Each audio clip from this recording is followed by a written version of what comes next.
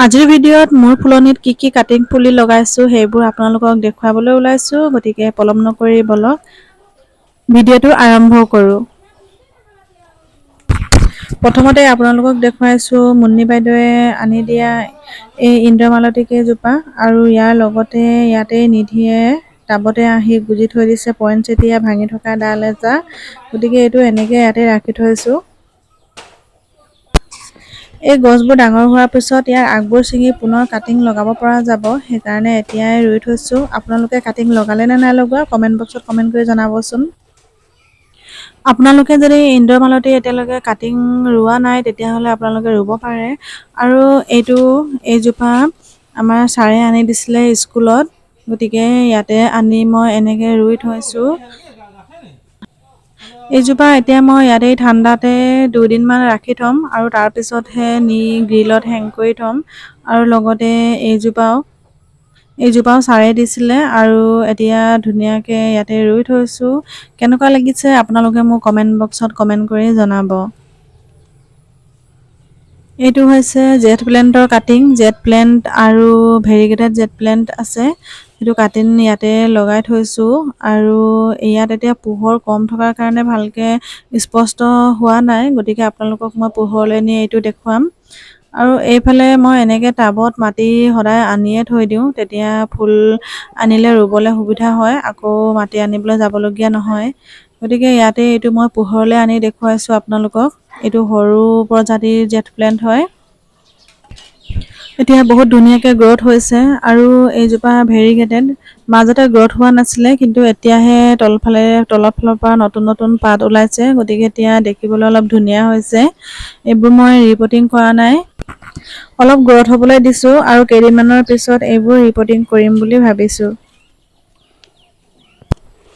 আৰু এইফালে লগাইছোঁ গোলাপ ফুলৰ 2টা ডাল আৰু দুটাৰ ভিতৰত এটা অলপ বেয়া হৈ গৈছে।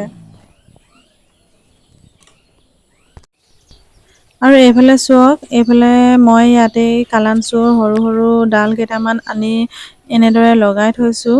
এইটো এতিয়ালৈকে গ্ৰথ হোৱা নাই। স্কুলৰ পৰা আহি সদায় অলপ সময় মই ফুলনিত দিওঁ কাৰণেই ইমানবোৰ কাটিং লগাব পাৰিছোঁ। আৰু ৰিপৰ্টিং কৰিবলৈও বহুত কেইজোপাই আছে। আৰু এইফালে চাওক, এইটো বগানভেলিয়াৰ ডাল ইমান ধুনীয়াকৈ পাতবোৰ ওলাইছে আৰু এইটো এতিয়া ৰিপৰ্টিং কৰিবলৈও হৈ গৈছে। গতিকে এনেকুৱা পাতেৰে ভৰি থকা ডাল দেখিলেই ভাল লাগে। তাৰপিছত এইফালে এইটো চাওক, ইয়াতে মই লগাই থৈছোঁ পিংক কালাৰ অশোক ফুলৰ 2টা ডাল ইয়াতে ৰুই থৈছিলোঁ। তাৰ ভিতৰত এটাৰহে এনেকৈ পাত ওলাইছে। গতিকে দেখি ভাল লাগি গৈছে। মই সদায় চাই থাকোঁ। মই এনেকৈ কাটি লগোৱা টাববোৰ য'তে ত'তে থৈ দিওঁ, নহ'লে কুকুৰাই আহি ডালবোৰ লৰাই দিয়ে আৰু তেতিয়া ডালবোৰ মৰি যোৱাৰ চান্স থাকে। সেইকাৰণে মই একে ঠাইতে নথওঁ, টাববোৰ য'তে ত'তে থৈ দিওঁ। এতিয়া মই বেলেগ এটা ঠাইত দেখুৱাইছোঁ আপোনালোকক। মই ইয়াতো এনেকৈ থৈ দিছোঁ। এইটো বগানভেলিয়া ৰুই থোৱা ডাঙৰ টাবৰ কিনাৰতে এনেধৰণে বগানভেলিয়াৰ আৰু এটা ডাল ইয়াতে লগাই থৈছোঁ।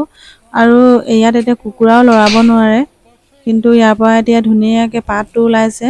সেইকাৰণে মোৰ দেখি ভাল লাগিছে। আৰু আপোনালোকে যদি ফুলনি কৰি ভাল পায় তেতিয়াহ'লে আপোনালোকেও চাগে অনুভৱ কৰিব পাৰিছে, আমাৰ ডালৰ পৰা যেতিয়া নতুনকৈ পোখা ওলায় তেতিয়া আমাৰ কিমান ভাল লাগে মনটোত। গতিকে এইটো আপোনালোকে ইয়াত দেখা পাইছে সৰুকৈ ওলাইছে। আৰু এইফালে অলপ ডাঙৰ টাব থৈছোঁ আৰু এইফালে আকৌ সৰু টাব এটাত পইনচেটিয়াৰ ডাল এনেকৈ ইয়াতে ৰুই থৈছিলোঁ আৰু ইয়াৰ পৰাও পাত ওলাইছে সৰুকৈ। সেইটো আপোনালোকক দেখুৱাইছোঁ। গতিকে এনেদৰেই মই ফুলনিৰ কাটিং লগোৱা টাববোৰ য'তে ত'তে থৈ দিওঁ, যাতে কুকুৰাই লৰাব নোৱাৰে। তেতিয়াহে পিছত ধুনীয়াকৈ পোখা ওলাই আহে। আৰু এইজোপা ইয়াতে আমাৰ স্কুলৰ মধুস্মিতা বাইদেৱে দিয়া চাকুলেণ্টৰ পুলি ইয়াতে লগাই থৈছোঁ আৰু ইয়াৰ পৰা নতুন সৰু সৰু 3টা পুলি আছে। এইটো এজোপা আপোনালোকে দেখা পাইছে আৰু লগতে ইয়াত আৰু ইয়াত 2টা ধুনীয়াকৈ ওলাই আহিছে। আৰু এইটো হৈছে মোৰ অলপ ডাঙৰ জেট প্লেণ্টৰ ডাল এটা ইয়াতে এনেই মই গুজি থৈছিলোঁ আৰু এতিয়া ধুনীয়াকৈ এইটো গ্ৰথ হ'বলৈ ধৰিছে, নতুনকৈ পাত ওলাইছে। গতিকে সেইকাৰণে দেখি ভাল লাগিছে আৰু আপোনালোককো শ্বেয়াৰ কৰিলোঁ। আপোনালোকে ভিডিঅ'টো চাই কেনেকুৱা পাইছে মোক কমেণ্ট বক্সত কমেণ্ট কৰি জনাব। আৰু আপোনালোকক লৈ গৈছোঁ অন্য এটা চুকলৈ।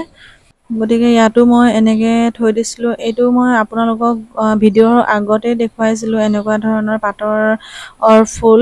গতিকে এইটো ডালহে মই গুজি থৈছিলোঁ আৰু এতিয়া বহুত ধুনীয়াকৈ পোখা ওলাই আহিছে, সেইকাৰণে দেখিবলৈ ধুনীয়া লাগিছে। আৰু ইয়াতে মই বগানভেলিয়াৰ ডাল এনেকৈ ৰুই থৈছোঁ কাটিং। আৰু এইটো গোলাপ ফুলৰ ডাল আছিলে, এইটো মৰি গ'ল, শুকাই গ'ল ডাল। তাৰপিছত তাৰ লগতে ৰুইছিলোঁ এইজোপা। এইটো ডালৰ পৰা এতিয়া ধুনীয়াকৈ পাত ওলাই আহিছে, সেইকাৰণে দেখি ভাল লাগিছে। গতিকে ইমানেই মোৰ কাটিং লগোৱা পুলি আপোনালোকৰ লগত শ্বেয়াৰ কৰিলোঁ। আপোনালোকে ভিডিঅ'টো চাই কেনেকুৱা পালে মোক কমেণ্ট বক্সত কমেণ্ট কৰি জনাব আৰু ছাবস্ক্ৰাইব কৰি দিব। ধন্যবাদ।